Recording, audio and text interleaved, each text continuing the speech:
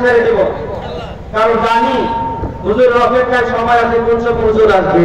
আমি কিন্তু এখন হয়েছে ছোটবেলা মাছ আসিলে দেখতাম ছোট বাচ্চা যদি জ্বর হইতো তাই একটা মিক্সার দিত। কি দিত? মিক্সার। এই মিক্সারটা আমায় বলতো দাদি আমি নাকটা চিপাতে দেওয়াটা নিয়ম হবে। মিক্সারটা মিটা না পিতা, কিন্তু জিনিসটা ছিল পিতা, ভিতরে গেলে হয়ে যেত মিটা জ্বরবালা। এখন কিন্তু আমি হয়ে গেছি সেই মিক্সারের মতো, ঠিক না?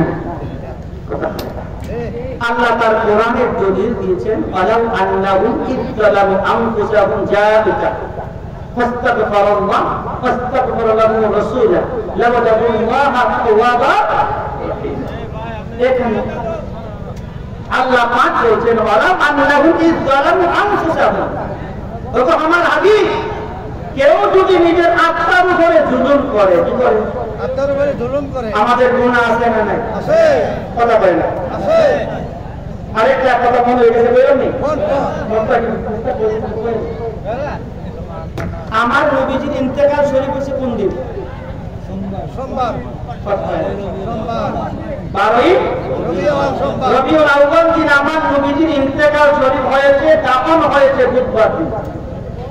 কয়দিন পরে? সোমবার বুধ। এখনো আমার নবী পাকের রওজা মুবারকের মাটি কি করে নাই? সাহাবায়ে কেরাম নবীকে হারাইয়া এতই তারা চিন্তিত হয়ে গেলেন, এতই তারা মর্মাহত হয়ে গেলেন, আমার নবী পাকের রওজা মুবারকের মাটিতে এখনো কি করে নাই? সমান করে নাই। গ্রামের একজন লোক আমার নবীর দরবারে আসছে, সুবহানাল্লাহ, আলহামদুলিল্লাহ। আসছেন, আসার পরে দেখলেন আমার নবী আছে না নাই? আমার নবী দুনিয়াতে আছে না নাই? আছে। আমার নবী কবর শরীফে রওজা মুবারকে।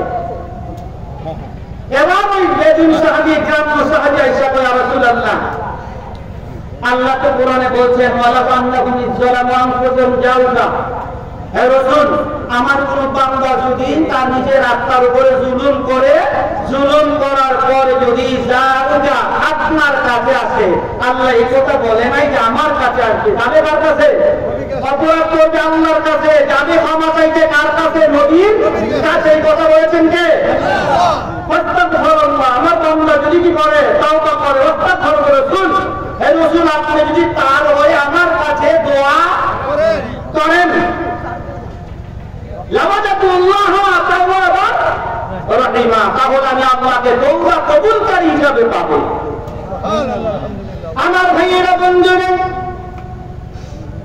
আল্লাহর বান্দা নবী পাকের রওজা মুবারকের পাশে দাঁড়াইয়া কাঁদলেন, ইয়া রাসূলুল্লাহ, আমি যে আপনার উপরে জুলুম করেছি, অন্যায় করেছি, নবী গো, আপনার দরবারে আসছিলাম, আমার আল্লাহর কথা আপনার দরবারে আসছে ক্ষমা চাওয়ার জন্য। আমি আইসে তো আপনাকে পাইলাম না, ইয়া রাসূলুল্লাহ। নজর দ্বারা কাটলেন। কান্নাকাটি করার পরে বেদুইন সাহাবীরা যখন চলে যায়, আমার নবী পাকের রওজা মুবারক থেকে আওয়াজ বাহির হয়। আওয়াজ বাহির হইয়া আমার আল্লাহর হাবিব আল্লাহর বান্দাকে ডাকতে, দাঁড়াও। সুবহানাল্লাহ কয় না? আমার নবী দেখো, আমি তোমার হয়ে তো আল্লাহর কাছে দোয়া করেছি, আমার আল্লাহ পাক তোমারে মাফ করে দিয়েছে। আমার নবী সে ক্ষমতা আছে না? এই মোল্লা দোষা তো আমার নবী আসতে পারে কি পারে না? ক্ষমতা দিয়েছেন কে? এই আমার আব্বাজিরা, আব্দুল হক মুহাদ্দিস দেহলভীর আব্বা আব্দুর রহিম দেহলভী রাহিমাহুল্লাহ, তিনি অসুস্থ, কমজোরি হয়ে গেছেন, বিছানায় শুয়ে গেছেন। তিনি চিন্তা করলেন, যতদিন আমার হায়াত আছে, যতটা সময় আমার হায়াত আছে, এই সময়টা আমি অন্য কোনো ইবাদত করবো না, শুধু আমার নবীর করে দুরূদ করবো, আমার নবীর শানে দুরূদ করবো। দুরূদ করতেছেন, একদিন, দুই দিন, তিন দিন ভাবে দুরূদ করতেছেন।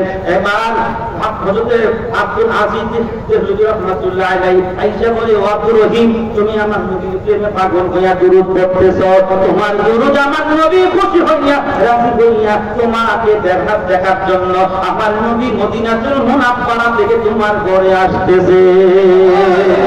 আমার নবী আসতে পারে কি পারে না?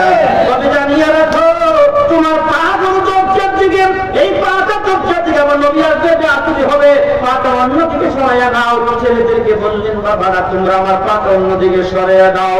পাটা সরাইয়া দিলেন। আমার নবী আসলেন। আমার নবী ঈসা দিনের হাত মোবারক দিয়া ওই আব্দুর রহিমের নবীর মাথার নিচে হাতটা দিয়া উরুর মধ্যে আমার নবীজির উরুর মোবারকের মধ্যে রাখলেন। আব্দুর রহিমের নবী বলেন আমার চেহারাটা আমার নবী পাকের দাড়ি মোবারকটা সয়ে সয়ে এত সুন্দর দাড়ি এত মনোরম দৃশ্যের দাড়ি আর কোনোদিন দেখি নাই।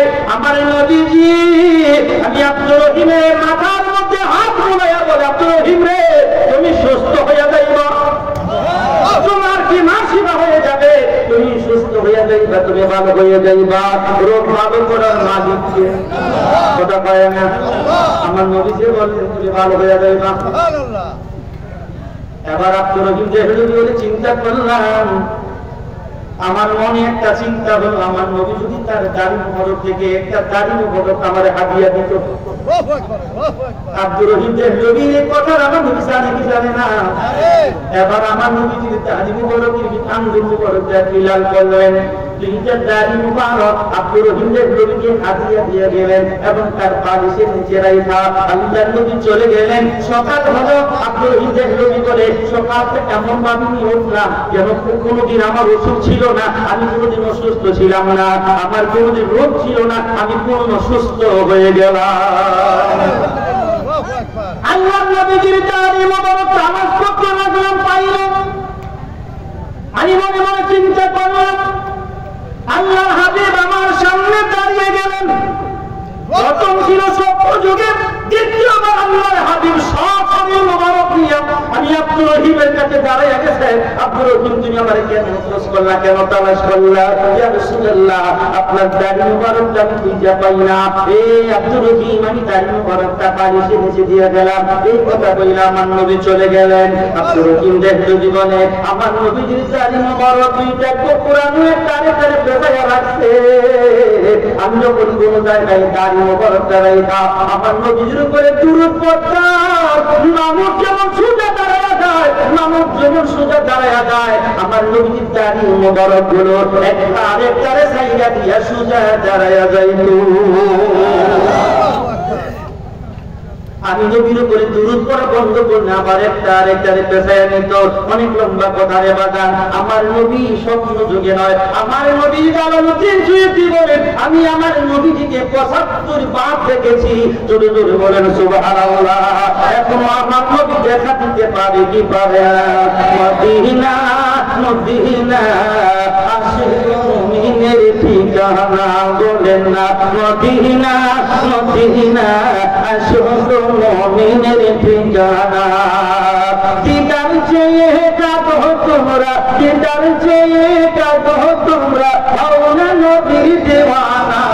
মদিনা মদিনা আশিক মুমিনের ঠিকানা। নবীর প্রিয় সাহাবী হযরত আবু বকর সিদ্দিকী ভালোবেসে শুইল পাশে, সুবহানাল্লাহ কয় না, ভালোবেসে শুইল পাশে, গিয়া দেখো মদিনা মদিনা মদিনা আশিক মুমিনের ঠিকানা। মদিনার জন্য পাগল হইবেন, মদিনাওয়ালা আপনার জন্য পাগল হবে।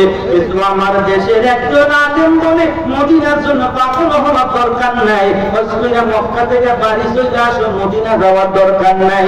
আমার নবী কই তুমি মক্কায় আসলা, আমার নবীজির মদিনায় তুমি না আসলে আমি নবীর উপরে তুমি জুলুম করলা, আমার উপরে জুলুম হইল, তোমার হজটাইও কবুল হবে কথা পাই না। তাইলে আমরা নবীজির লোক যেমন যাইতে চাইতে চাই না, কিন্তু অনেক শায়েখ ভাই সে মদিনা যাওয়ার প্রয়োজন আছে না। আবার এটা নিয়ে একটা বাড়াবাড়ি হচ্ছে, আমার তাইলের জন্য যে বাড়াবাড়ি হচ্ছে আল্লাহর নবী নাকি ৪০ বছরের আগে নবী ছিলেন। নবী গুরু গায়েব জানি না, এই আপনার না জানেন নবী জানে না, হ্যাঁ জানে। আমার নবী বলেছেন কুনতু নাবিয়্যাও ওয়া আদামু বাইনার রূহি ওয়াল জাসাদ, কুনতু নাবিয়্যাও ওয়া আদামু বাইনা মাই ওয়াত্তিন, কুনতু নূরান বাইনা ইয়াদাই রাব্বি ক্বাবলা খালকিল আদম বি ৪০ আকবার আল্লাহু আকবার এখানে তো তিনটা হাদিসের ব্যবহার করে বললাম কয়টা তিনটা একটা তো হলো বাইনাল মায়ে ওয়াতিন আমার নবী বলেন আদম যখন মাটি এবং পানির মধ্যে খামির অবস্থা তারও আগে আগে নবী আরেকটা হাদিসের ব্যবহার হলো কুনতু নাবিয়্যা ওয়া আদামু বাইনা রূহি ওয়াল জাসাদ রূহ এক জায়গায় শরীর মুবারক